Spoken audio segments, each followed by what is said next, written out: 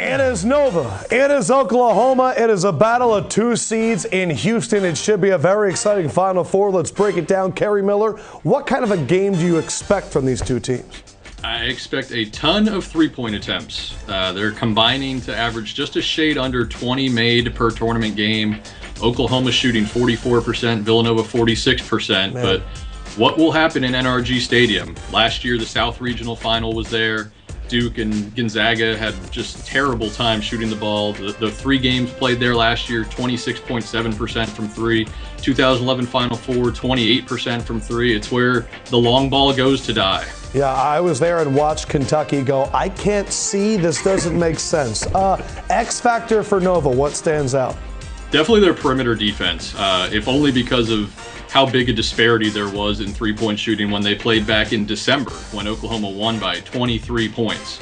Oklahoma was 14 of 26. Villanova was an abysmal 4 of 32. But they had no luck when the ball was in the air, but they won the turnover battle, and that has been huge for them in the tournament, averaging 9 steals per game.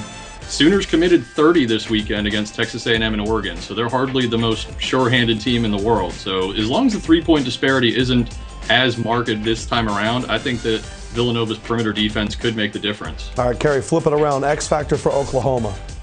Yeah, I think the X factor for Oklahoma since before the season really began was Kadeem Lattin. His emergence as a shot blocker and a rebounder as their power forward is one of the many reasons Oklahoma's had such a successful season. Now, he was a complete non-factor in the first game between these teams. He had just 2 points, 5 rebounds, 13 minutes, but I think the Sooners need him in a big way in this one. I think Spangler will be the one following Chris Jenkins around the perimeter, leaving Lattin all alone in the middle to deal with Daniel Ashefu.